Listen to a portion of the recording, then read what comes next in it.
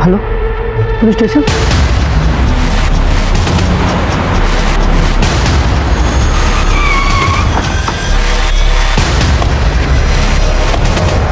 Sir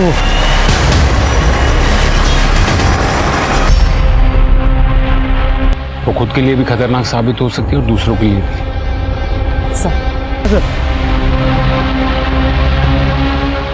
ambulance आ गया, stand by पर। नमस्कार, मैं रेणुका शाहने क्राइम पेट्रोल के इस नए अध्याय गुमराह बचपन में आपका स्वागत करती हूँ। कहते हैं कि दुनिया में एक चीज स्थिर है और वो है बदलाव। हम चाहे कितनी भी कोशिश कर ले, बदलाव को कभी नहीं रोक पाएंगे। अब देखिए ना, जब कभी मैं अपने टीनेज बच्चों को देखती हूँ तो एहसास होता है कि जब मैं उनकी उम्र की थी तो मेरी दुनिया कितनी अलग थी। आज के बच्चों पर बाहर की दुनिया का इतना ज्यादा प्रभाव पड़ता है कि हम कभी सोच भी नहीं सकते उनके दिमाग में क्या चल रहा है।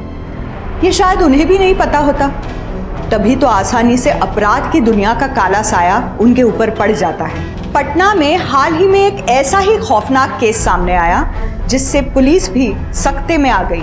आखिर वो लड़की कौन थी, उसके साथ क्या हुआ था? आज जो केस मैं आप लोगों के सामने लेकर आई हूँ, उसकी कल्पना करके किसी की भी रूह कांप जाए।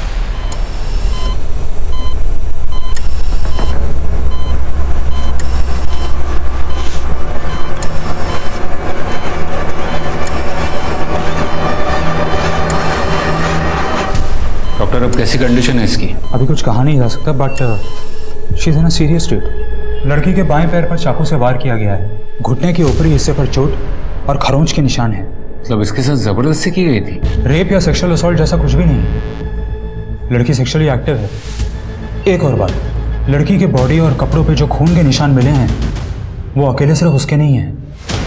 मतलब सर, इसकी बॉडी और कपड़ों पे जो खून के निशान मिले हैं वो इसके अलावा 5 और लोगों के हैं। 5 और लोगों का?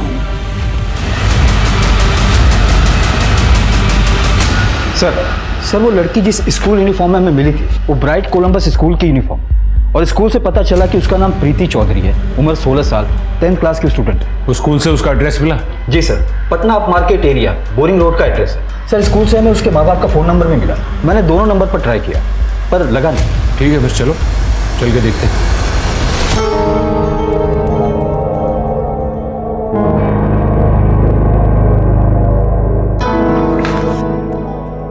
मैं गो टू वॉशरूम प्लीज।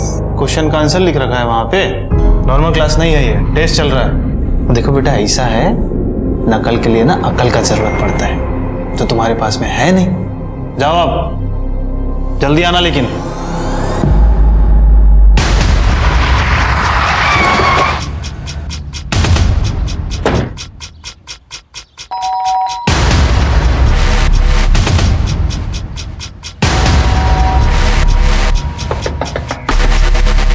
कोई है?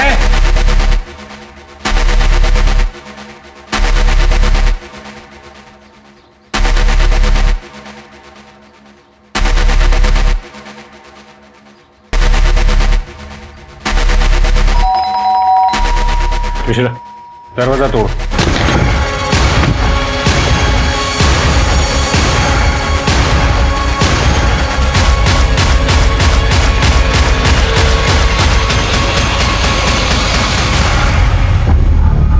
फॉरेंसिक डिपार्टमेंट को फोन करो और उनसे कहो कि जल्द से जल्द यहाँ आ जाए। जी सर। उससे पहले हॉस्पिटल में फोन करो और उनसे कहो कि प्रीति की सिक्योरिटी बढ़ा। लगभग वैसे ही किसी चाकू से इनकी हत्या हुई है।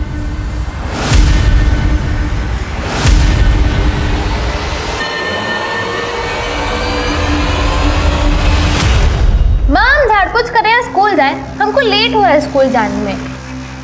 जब आपको पता था कि इतनी तैयारी करनी है तो आपने रातों को छुट्टी क्यों दी?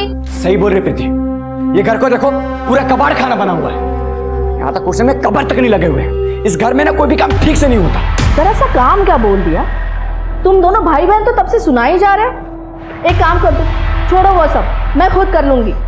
माँ, हमारे ससुराल वाले ना अगले हफ्ते नहीं आने वाले, आज आने वाले हैं। अकेले कैसे करोगे सब कुछ?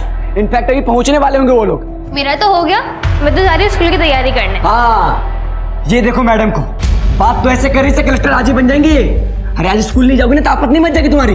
तो भैया टेस्ट है ना आज, इसलिए जाना है। टेस्ट नहीं होता तो मैं नहीं जाती, जरूरी है मेरा जाना। सारी जरूरी चीजें ना आज ही पूरी कर लो। यहाँ पे गेस्ट आने वाले हो तो किसी के लिए जरूरी नहीं है ना। जय, हम जानते हैं तुम आज के दिन का कितनी बेसब्री से इंतजार कर रहे हो, लेकिन इसका मतलब ये तो नहीं है कि तुम घर वालों पे ही चिल्ला। सुबह से घर सर पे उठा रखा है सबने। अरे इतना भी खुश होने की जरूरत नहीं है कि बाद में कुछ गड़बड़ हो और रोना पड़े। ऐसी बातें कर रहे हैं बाबूजी? शुभ शुभ बोलिए, नेगेटिव काहे बोल रहे हैं? आप देखिएगा सब अच्छा होगा। टाइम से आ जाएं ये लोग तो हम भी कोर्ट के लिए निकलें। एक जरूरी केस का हियरिंग है हमारा।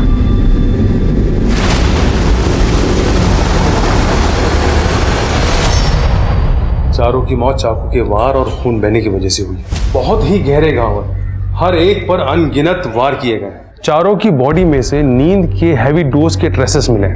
पॉसिबल है कि खाने में मिला के दिया गया, इसलिए शायद मर्डर के वक्त आसपास किसी को कोई आवाज नहीं सुनाई दी। इन चारों का मर्डर उसी से हुआ है। पर अजीब बात यह है कि प्रीति के अलावा और किसी के फिंगरप्रिंट्स के निशान नहीं है उस पर। और एक और बात, प्रीति के कपड़ों पे से जो ब्लड सैंपल मिले हैं 5 लोगों के, 4 ब्लड सैंपल तो इनमें से मैच हो गए हैं, लेकिन 5वां भी नेगेटिव है। सर वो 5वां इंसान या तो विक्टिम होगा या तो खुद किलर होगा। मैंने आसपास का पूरा एरिया छान मारा, कहीं कोई डेड बॉडी नहीं मिली। हो सकता है कि वो कहीं भाग गया। सर हो सकता है ये काम प्रीति का हो, क्योंकि मर्डर वेपन उसके पास से बरामद हुआ और सर वेपन पे उसके अलावा और किसी के भी फिंगरप्रिंट्स नहीं मिले। पॉसिबल है सर। मर्डर वाले दिन प्रीति स्कूल गई थी और क्लासरूम से बाथरूम के लिए निकली, पर वापस क्लासरूम नहीं गई। वहाँ के सिक्योरिटी गार्ड का कहना है कि प्रीति ने अपने तबीयत का खराब होने का कारण बताया और स्कूल से घर चली गई थी। पर हो सकता है कि ये चोरी या डकैती का मामला हो, जिसकी प्लानिंग काफी लंबे समय से चल रही। चौधरी परिवार बहुत ही साधारण तरीके से रहता था, पर उनके पास पैसा होगा ये बात हर कोई जानता था। ये चौधरी स्वीट्स गांधी मार्केट में सबसे पुरानी मिठाइयों की दुकानों में से एक है। हालांकि ऑनलाइन बिजनेस की वजह से रेटिंग कम आ रही, पर फिर भी पूरे परिवार की बैंक डिटेल्स चेक करो, बैंक के लॉकर्स भी चेक करो और हर एक सर्विस प्रोवाइडर से भी पूछताछ करो। देखो कहीं कुछ सस्पिशियस मिलता है तो। जी सर। और सीमा, तुम सारे हॉस्पिटल्स को अलर्ट कर दो। उनसे कहो कि उनके यहाँ अगर कोई बी नेगेटिव ब्लड ग्रुप का पेशेंट आता है जिसे चाकू का घाव लगा हो तो हमें तुरंत अपडेट करें।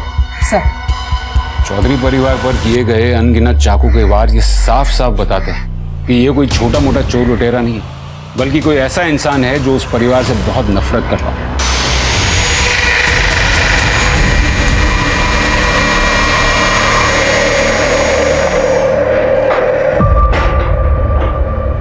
इतना लेट आई? कहाँ थी अब तक? कहीं भी रहे, तुमसे मतलब? बहुत हिम्मत बढ़ गई तुम्हारी, अब ऐसे बात करोगी?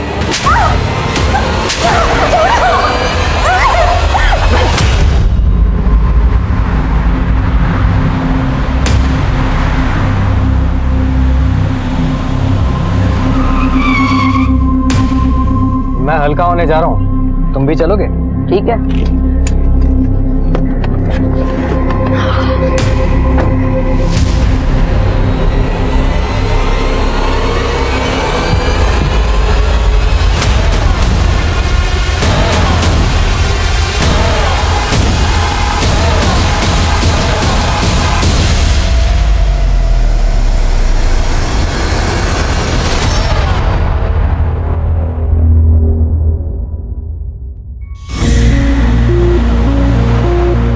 संभाल के। और ये मिठाई के डिब्बे अभी भी यहीं पे हैं, किचन में रख के आओ, वो लोग कभी भी आते होंगे। ये लो, आ भी गए।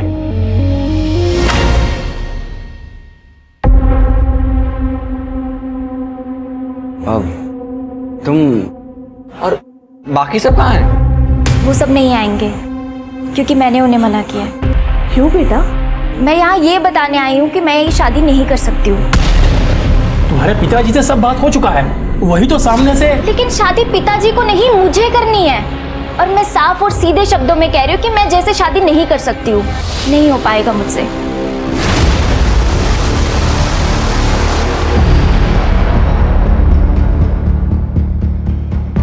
सर चौधरी फैमिली की मेड लता अपने गांव गई है, 2-4 दिन में वापस लौटेगी। बैंक स्टेटमेंट वगैरह से कुछ पता चला? सर मर्डर के 2 दिन पहले प्रीति के दादा धर्मेंद्र चौधरी ने बैंक से 30 लाख रुपए निकाले थे और मां नम्रता चौधरी ने 1 हफ्ते पहले बैंक के लॉकर को एक्सेस भी किया था।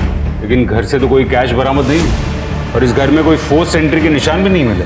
सर हो सकता है कि वो कातिल इस फैमिली को अच्छे से जानता होगा और इतनी नफरत करता था। सर ऐसा कौन कर सकता है? जांच में तो यही सामने आया कि धर्मेंद्र चौधरी बहुत ही अच्छे इंसान थे, मिठाई का बिजनेस करते थे और सबसे मीठा ही बात करते थे। इनका कोई दुश्मन नहीं था। और बहू नम्रता चौधरी साधारण गृहिणी थी, इनका कभी किसी के साथ कोई झगड़ा भी सामने नहीं आया।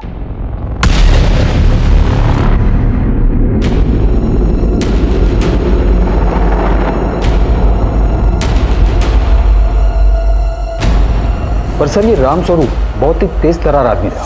अपने बाप का बिजनेस ज्वाइन करने के बजाय उसने LLB की और वकील बना। और सर जिस दिन मर्डर हुआ उस दिन कोर्ट में उसके केस की हियरिंग चल रही थी, जो कि काफी लंबे समय से चल रही थी। वकील? और ये कौन सा केस था जिसकी सुनवाई चल रही थी?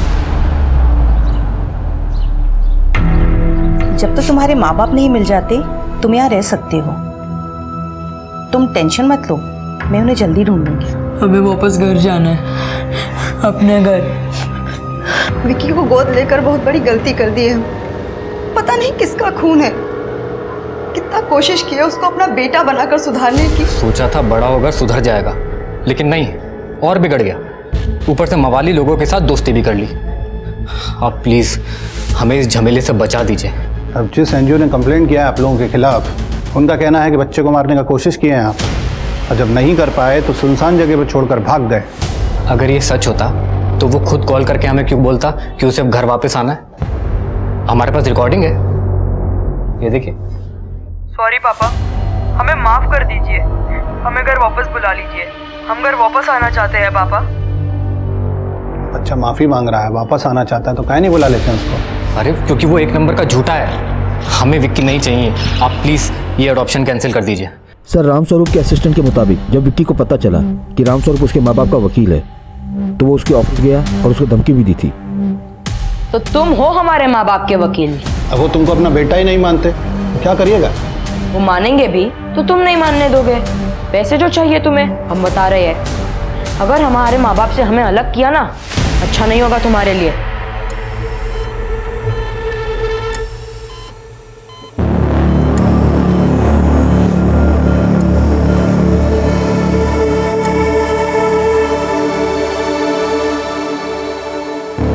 प्रीति, प्रीति ठीक हो तुम?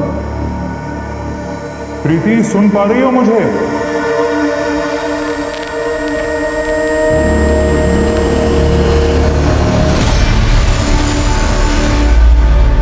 सत्रह जून को तुम कहाँ थे? तुम्हारी मैडम ने कहा कि तुम कुछ अपने दोस्तों को मिलने गए थे। हाँ गए थे, लेकिन तो ये कि तुम जिन जिन को मिलने गए थे उन सबके नाम और नंबर्स लिखो। मैडम हमें ये विकी के ब्लड सैंपल्स चाहिए।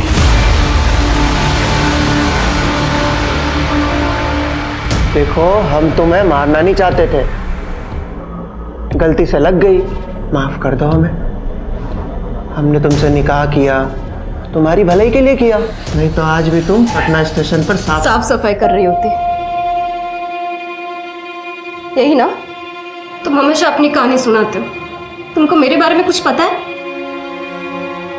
जानते हो कि ये सब कब हुआ, कैसे हुआ? मुझे आज भी याद है। अगर मुझे उस आदमी के पास मदद के लिए नहीं भेजा गया होता तो आज वो दुनिया के लिए लोगों की मदद करता है, लेकिन हकीकत में वो ऐसी बातें थोड़ी बताई जाती है।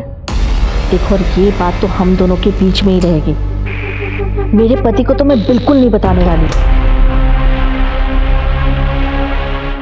क्या बता रही थी तू?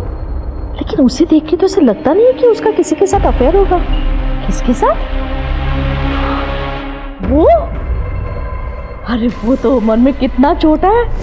दूसरों की जिंदगी में झांकने से फुर्सत मिल जाए तो अपनी जिंदगी भी संभाल लेना। लोगों का काम है अफवाहें फैलाना। झूठ से किसी का भला नहीं हुआ है।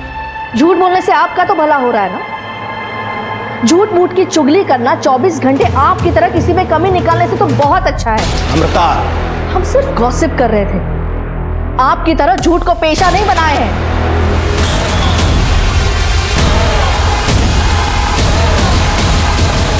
बहुत ही निचले दर्जे की स्टूडेंट थी मैडम। वो चीटिंग करेगी ये तो मालूम था, लेकिन इस हद तक गिर जाएगी वो नहीं मालूम था। पर हाँ, क्वेश्चन पेपर देखते ही वो बाथरूम के बहाने घर को निकल गई थी। इस प्रीति के बारे में और कुछ बता सकते हो? लड़की छुपाई हो? कहाँ छुपाई हो? अच्छा शर्ट में छिपाई हो है कि अच्छा जूता में छिपाई रही होगी? हाँ कहा? अच्छा बेल्ट, बेल्ट में छुपाई होगी तुम फर्रा। दिखाओ दिखाओ दिखाओ। बाहर जाके सबको बताओगी नहीं ना? ठीक है, जाओ जाओ बताओ ना। नहीं तुमको सब एग्जाम में फेल कर दिया ना तो हमारा नाम बदल दो। और कुछ जानते हो इस प्रीति के बारे में? नहीं। इसका मतलब है एग्जाम खत्म होने से पहले ही 10:30 बजे प्रीति स्कूल से निकल गई थी, और क्योंकि उसके पास मोबाइल नहीं था इसलिए ये ट्रेस करना मुश्किल है कि वो स्कूल से सीधे घर गई थी या फिर कहीं और। सर ये प्रीति का भाई जय, उसके कॉल रिकॉर्ड से साफ पता चलता है कि मर्डर वाले दिन सुबह उसने एक नंबर पर कई कॉल्स किए हैं सर। और इंटरेस्टिंग बात यह है कि मर्डर वाले टाइम मतलब 12 बजे के आसपास इस नंबर की लोकेशन चौधरी के घर की थी। अच्छा, किसका ये नंबर? सर किसी स्मिता बंसल के नाम पर रजिस्टर्ड है। स्मिता बंसल? सर ये लगता है जो चौधरी परिवार के यहाँ काम करती है। कितने साल से काम कर रही हो चौधरी परिवार के यहाँ? 2 साल से। जिस दिन मर्डर हुआ तुमने उसी दिन छुट्टी ली, क्यों? तुमको पहले से पता था कि कुछ होने वाला है? नहीं साहब, वो तो छुट्टी हमारी बीमार अम्मा के लिए ली थी, और ली भी कहाँ थी साहब, वो तो नम्रता मैडम खुद ही दिए थे जब उन्हें पता चला कि हमारी माँ को कैंसर हुआ है। मतलब तुमने छुट्टी मांगी नहीं थी, नम्रता ने जबरदस्ती तुमको दी? जी साहब। तुम 2 साल से उनके यहाँ काम कर रही थी ना, तो घर की चाबियां तो तुम्हारे पास होंगी ना? जी। और तुम्हें ये भी पता होगा कि घर में कैश और ज्वेलरी कब आती और कहाँ रखी जाती है। ये सब हमें कैसे पता हो सकता है साहब? ठीक है, ये तो पता होगा ना कि उस दिन कोई छुट्टी नहीं थी, ना ही कोई त्योहार था, फिर भी पूरा परिवार घर पर था। क्यों? जय बाबू है ना, उनकी दोबारा सगाई होने वाली थी, इसीलिए पूरा परिवार उस दिन घर पर ही था। दोबारा? जी साहब। मैं 14 साल की थी जब एक परिवार मुझे अपनी नौकरानी बनाकर साथ लेके गया था। वो मुझे रोज मारते पीटते थे। तभी किसी ने मुझे बताया कि मैं नाबालिग हूँ और एक आदमी है जो मुझे अपना हक दिलाने में मदद करेगा। मैं उस आदमी के पास पहुंच गई, लेकिन उस दरिंदे ने मेरी जिंदगी बर्बाद कर दी। तुम जो मुझे ये रोज मारते पीटते हो ना, लेकिन उस तकलीफ के सामने ये तकलीफ कुछ भी नहीं है।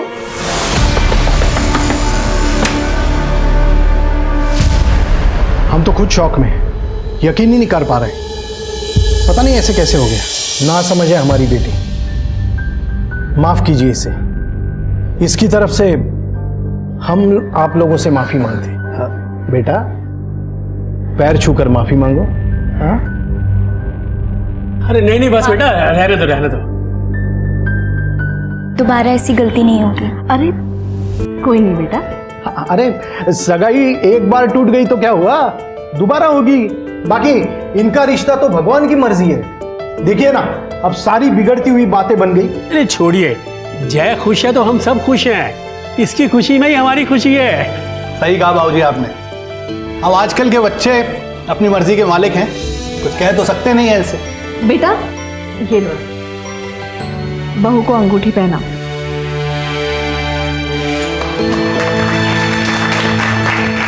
अरे बधाई हो बधाई हो। लीजिए पेस्ट्री खाइए, हमारी दुकान की है, खास तौर पर आज के लिए बनवाई है।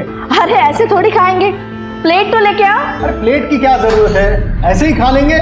किचन में कौन था जिसे प्लेट लाने के लिए कहा था? वो तो मेडी होगी। और उस पेस्ट्री में ऐसा खास क्या था? नींद की दवाई? अजीब बात है, दोबारा सगाई होती है और चंद मिनटों में पूरे परिवार का मर्डर हो जाता है, और तहकीकात के मुताबिक उस घर में आपके अलावा किसी का भी आना जाना नहीं था। एक बात बताइए, सगाई के बाद कितने बजे आप चौधरी हाउस से निकले थे? घर पे आकर लंच किया था। मतलब आप कह रहे हैं कि 12:30 बजे से 4 बजे के बीच आप अपने घर पे थे? कोई है जो इस बात की गवाही दे सके? आप बहुत ज्यादा कर रहे हैं इंस्पेक्टर, इसके बाद मैं आपके किसी भी सवाल का जवाब नहीं दूंगा। जवाब देना पड़ेगा, यहाँ नहीं तो पुलिस स्टेशन में। खैर आप ये बताइए कि आपने जय के साथ रिश्ता क्यों तोड़ा? वो जय मुझे पसंद नहीं था। तो फिर दोबारा सगाई क्यों की? पापा के दबाव में आकर। और आप ये रिश्ता जबरदस्ती क्यों करवाना चाहते थे? क्योंकि उनको चौधरीज की मिठाई की दुकान चाहिए थी। वो दुकान पटना के टॉप मार्केट एरिया में है ना?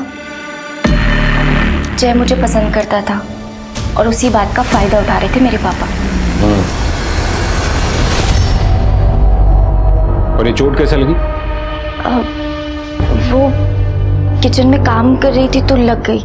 जब तक ये केस सॉल्व नहीं हो जाता तब तक आप दोनों ये शहर छोड़कर नहीं जा सकते।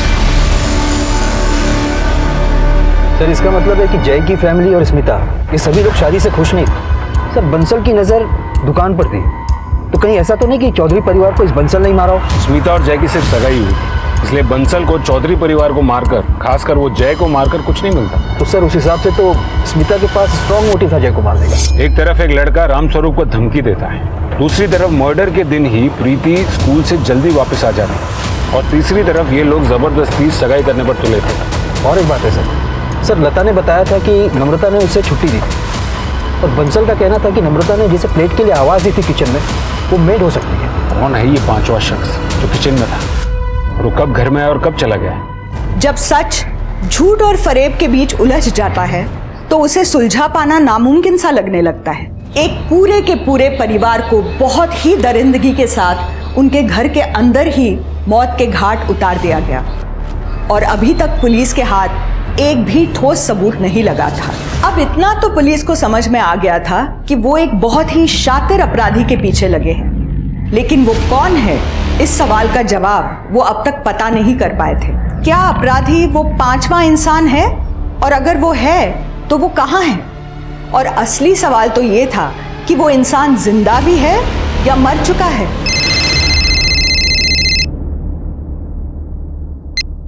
हाँ बोलो। सर विकी का ब्लड ग्रुप 5वीं ब्लड ग्रुप से मैच नहीं हुआ, लेकिन कोई और है जिसका ब्लड ग्रुप बी नेगेटिव है। विकी के एनजीओ की केयरटेकर मैडम प्रसाद। हाँ sir, madam Prasad.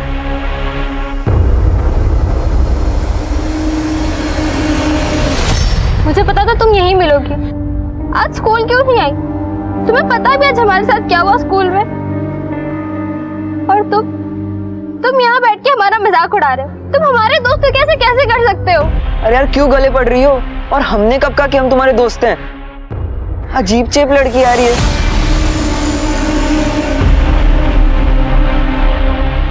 Please sir बंद करिए पढ़ाई, बहुत हो गया ट्यूशन, अब दिमाग में कुछ नहीं जा रहा है। दिमाग में तो तब जाएगा ना जब दिमाग लगाओगी। एग्जाम सर पर हैं और तुम्हारी ये तैयारी है, ये देखो सब आंसर गलत है। मास्टर साहब प्रीति से कुछ 2 मिनट के लिए बात करनी थी, क्या बात कर सकते हैं? हाँ, हम ये कल पूरा कर लेते हैं ना, पक्का? श्योर। Thank you.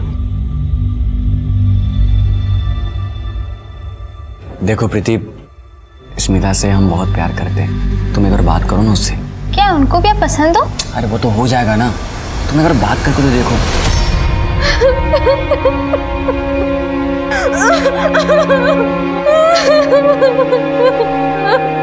हम समझते हैं कि भैया आपके मुकाबले दिखने में तो खास नहीं, पर वो बहुत अच्छे हैं और वो आपसे प्यार भी बहुत करते हैं। हम आपके जितने अमीर तो नहीं है, पर हमारे पास एक स्वीट की दुकान है गांधी मैदान एरिया में, वो बहुत अच्छी चल रही है।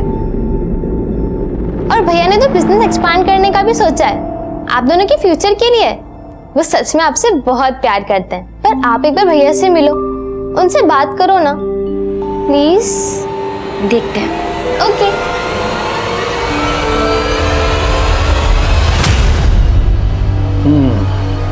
गांधी मैदान में मिठाई की दुकान, ये रिश्ता नहीं, लॉटरी है लॉटरी। आखिर और क्या जानना रह गया विकी से? विकी से नहीं, हमें आपसे कुछ जवाब चाहिए। देखिए सीधे सवाल के सीधे जवाब दें। जिस दिन मर्डर हुआ उस दिन आप चौधरी हाउस गई? नहीं, पर आप ये क्यों पूछ रहे हैं? क्योंकि मैम आपका ब्लड ग्रुप बी नेगेटिव है। आपके शरीर पर कहीं चोट के या घाव के निशान है? नहीं है, आप चाहें तो चेक कर सकती हैं।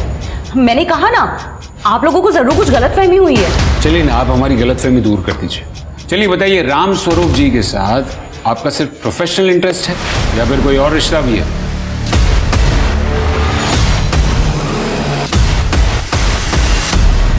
आप लोग जो सोच रहे हैं वैसा कुछ भी नहीं था।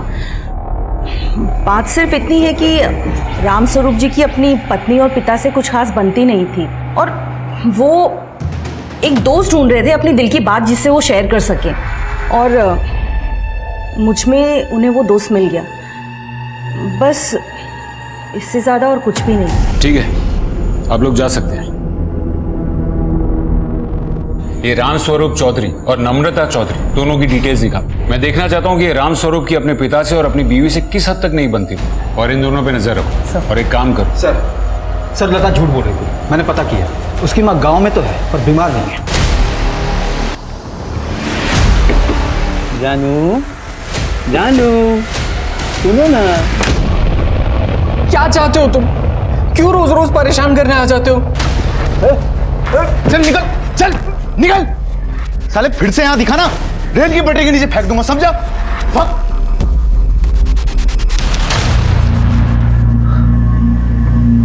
टेंशन मत ले। हम सच कह रहे हैं, हमने कुछ नहीं किया है साहब। तुम्हारी अम्मा को कौन सी बीमारी हुई थी? सब टीबी था। टीबी? सीमा, पिछली बार इसकी अम्मा को कैंसर हुआ था। एक काम करो सीमा, इसको अंदर करो, इसको आराम से सोचने दो। चलो सब वो बीमारी का बहाना तो इसलिए किया था कि हमको कोनो झमेले में नहीं पड़ना था सब। झमेले में तो तुम पड़ चुकी हो, बहुत बड़े झमेले। लेके जाओ इसको अंदर। नहीं साहब, गलती होगी साहब, माफ कर दीजिए साहब। नहीं मैडम, माफ कर दीजिए।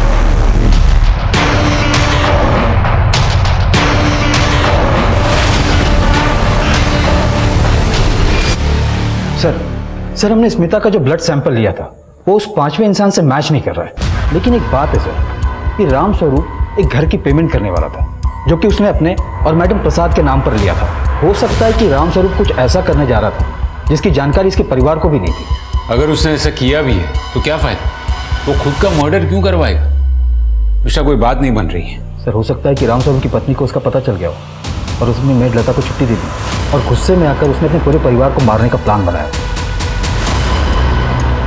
ये हो सकता है। धोखा खाई हुई औरत का गुस्सा बहुत बुरा होता है। शायद उसी ने एक बी नेगेटिव ब्लड ग्रुप वाले बंदे को हायर किया होगा अपना काम करवाने के लिए। पॉइंट है सर। लेकिन मिश्रा, फिर से सवाल वही, वो खुद का मर्डर क्यों करवाएगी? और यहाँ पर कोई एक्सीडेंटल मर्डर का भी मामला नहीं, क्योंकि मर्डर मल्टीपल स्टैब से हुआ है और ऐसा कोई तब भी करता है जब वो गुस्से में होता है। सर बोरिंग रोड से एक रिक्शा वाले ने एक लड़की के बारे में इंफॉर्मेशन दी है। सर जिस दिन मर्डर हुआ उस दिन दोपहर 3:30 बजे रिक्शा वाले ने उस लड़की को बोरिंग रोड से पिक किया था। सर रिक्शा वाले का कहना है कि लड़की घायल थी और पसीने से लथपथ थी। सर रिक्शा वाले ने उस लड़की को पटना जंक्शन पे ड्रॉप किया था। सर हमने रिक्शा वाले को स्केच आर्टिस्ट के पास भेजा। जल्दी हमारे पास उस लड़की का चेहरा होगा। और एक बात है सर मर्डर वाले दिन चौधरी हाउस के आसपास जितने भी फोन नंबर एक्टिव थे उसमें विक्की का नंबर नहीं था, लेकिन मैडम प्रसाद का नंबर 10 मिनट तक एक्टिव था उस एरिया में। इसके अलावा 2 और भी नंबर एक्टिव थे वहाँ। इसके ये नंबर किरण, रोहन, देखो तुम दोनों को डरने की कोई जरूरत नहीं है। हमें सिर्फ इतना जानना है कि 17 जून तुम दोनों स्कूल के टाइम पे प्रीति के घर के आसपास क्या कर रहे थे? 17 जून को तो ये स्कूल में थी। नहीं थी। बोलो किरण, कहाँ थी तुम? प्रीति स्कूल के बाद तुमसे मिलने आई थी। क्या वो तुम्हारी दोस्त है? नहीं सब हमारी दोस्त नहीं है। सर वो सबसे दोस्ती करना चाहती है पर उसका कोई दोस्त है नहीं। तो क्या तुम भी उसके दोस्त नहीं हो? नहीं सर। और उसका सोशल मीडिया अकाउंट तो ये कहता है कि तुम उसके बॉयफ्रेंड थे। था पर वो ऐसे ही थोड़े टाइम के लिए। सर वो जबरदस्ती इतना चेप हो रही थी तो मैं क्या करता? तो वो चेप हो रही थी। देखो अब मैं आखिरी बार प्यार से तुम दोनों को पूछ रहा हूं, उस दिन तुम दोनों प्रीति के घर के आसपास क्या कर रहे थे? क्या कर रहे थे प्रीति के घर के आसपास? सर वो हमें उसे जबरदस्ती घर छोड़ने जाना पड़ा था। जबरदस्ती? हाँ सर वो उस दिन बहुत परेशान थी, सुसाइड करने की बात कर रही थी। सुसाइड? क्यों? क्योंकि उसे उस दिन टीचर ने मोलेस्ट किया था। तुम्हें पता सर ने हमें यहाँ छुआ। हम और जीना नहीं चाहते, मैं मरना चाहती हूँ। प्रीति रोना बंद करो और ये सब जाके अपने मम्मी पापा को बताओ। नहीं सुनेंगे वो लोग हमारी बात। अच्छा ठीक है तुम रोना बंद करो, चलो हम तुम्हें तुम्हारे घर लेके चलते हैं। चलो। फिर हमने उसे उसके घर छोड़ा और अपने घर चले गए। ठीक है, आप लोग घर जा सकते हैं।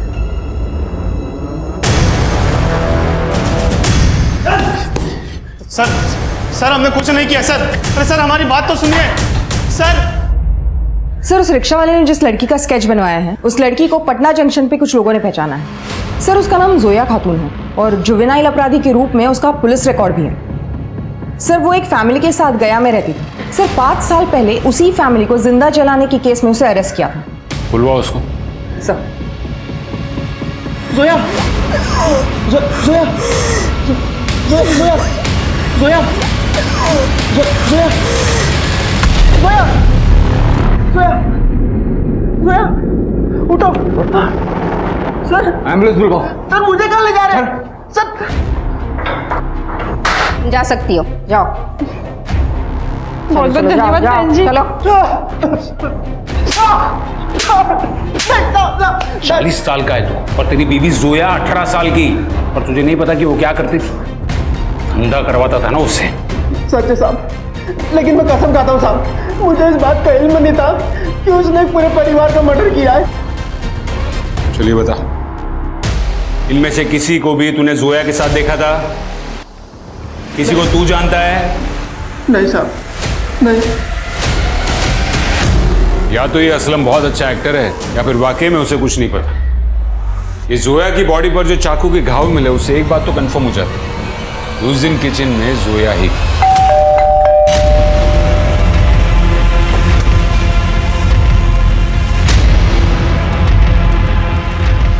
माँ, कोई लड़की आई है।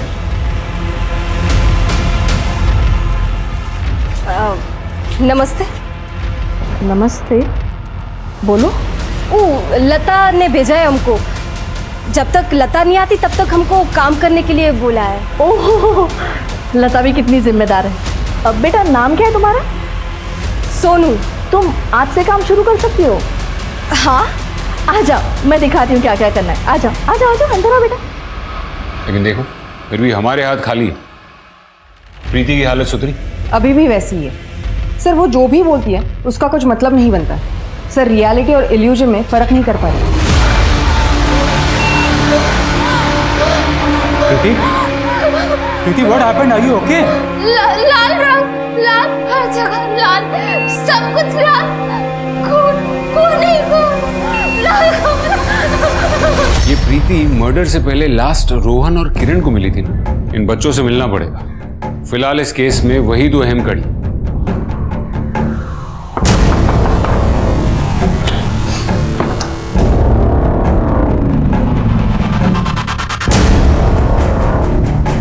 अच्छा हो तुम दोनों यही मिल गए। सर हम लोग तो म्यूजिक सुन रहे थे। हमें भी सुना तुम्हारा ये प्लेलिस्ट।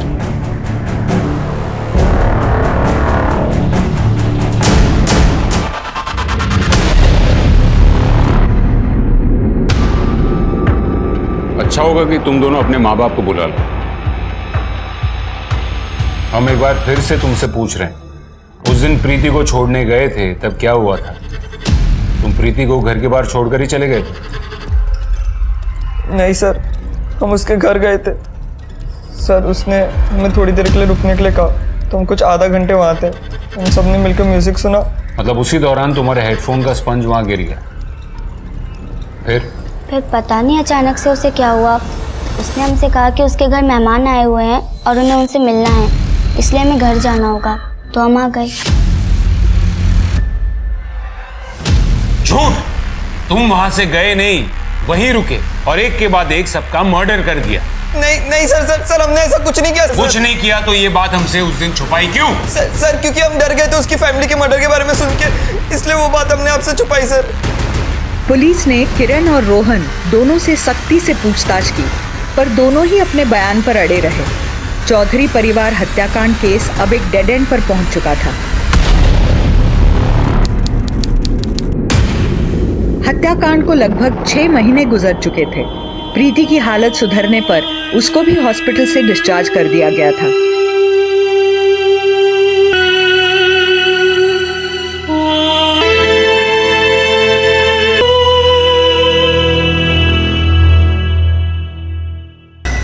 चारों ओर से निराशा का सामना करती पुलिस को एक सुराग मिला।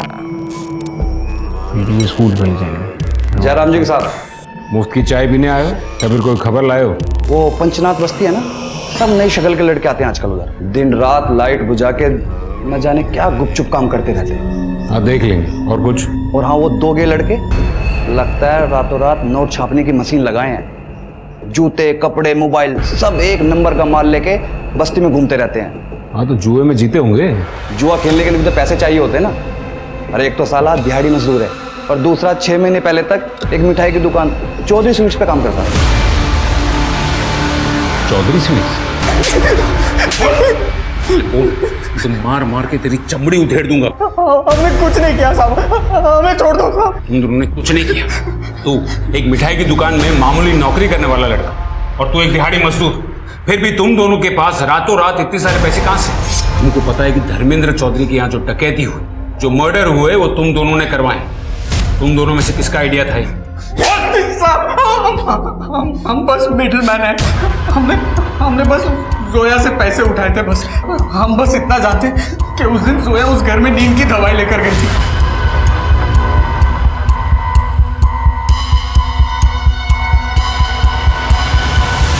बस बस बस, रोज कोर्ट जाने के लिए हमको लेट हो जाता। पापा कम से कम आज के दिन तो गुस्सा मत करो। आज मैं बहुत ही खुश हूँ। खुश हो ये अच्छी बात है, लेकिन शादी करना मतलब सिर्फ घूमना फिरना नहीं होता। उसकी मान सम्मान की जिम्मेदारी भी तुम्हारी ही है। मम्मी अब हमसे और नहीं खाया जाएगा। हमारी तबीयत ठीक नहीं लगे, हम अपने कमरे में जाए। अरे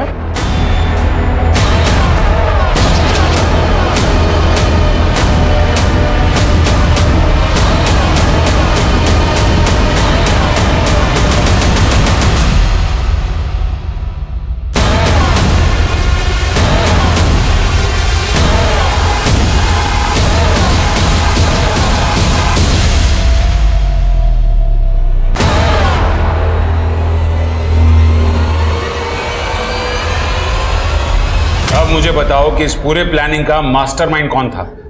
था नहीं, थे 2 लोग थे साहब, लेकिन हम बस एक को ही जानते, जो मिठाई की दुकान पर आया था।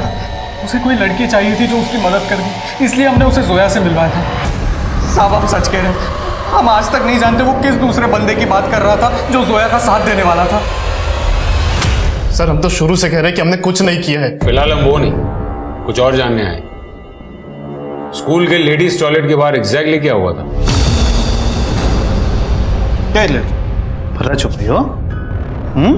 कहाँ छुपाई हो फर्रा? बताओ। अरे बताओ। सॉरी, गर्ल्स वॉशरूम में आप अंदर नहीं आ सकते। सर आप समझ रहे हैं आपको कितना भारी पड़ सकता है ये? हम बाहर जाकर सबको बता देंगे कि आप हमको मॉलेस्ट कर रहे थे।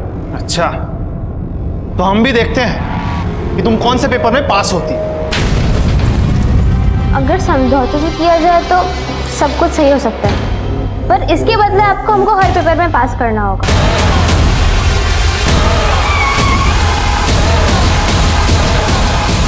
वाह बेटा, स्कूल बहुत हो ही पढ़ा, बाकी पढ़ाई जेल में।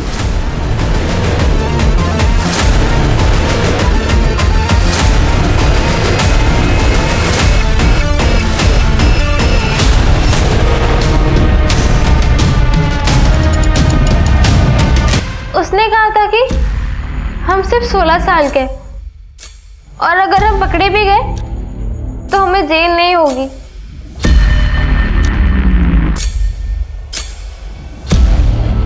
क्यों मारा तुमने अपने परिवार को? वो तुम्हें टॉर्चर करते थे, परेशान करते थे। हमारे घर में ना सब लोग खाली प्यार मोहब्बत की बातें करते थे, कोई नहीं समझता था प्यार को। सब कौन? एग्जाम सर पर है और तुम्हारी ये तैयारी है, ये देखो सब आंसर गलत हैं।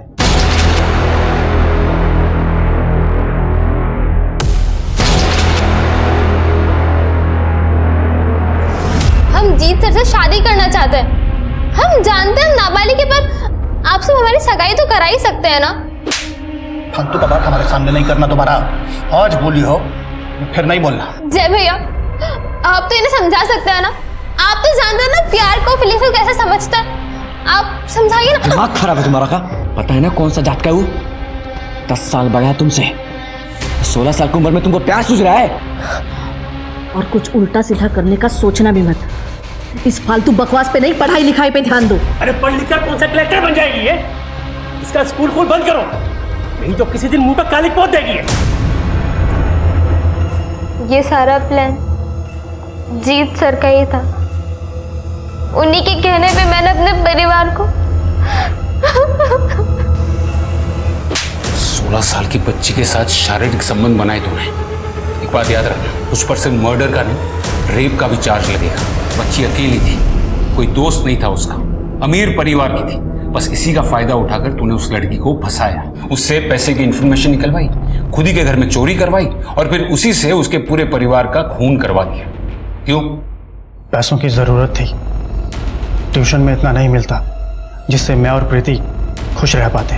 लालच में आकर तूने उस बच्ची की जिंदगी बर्बाद कर डाली। जब तक तुझे कड़ी से कड़ी सजा नहीं मिल जाती ना, मैं चैन की सांस नहीं लूंगा।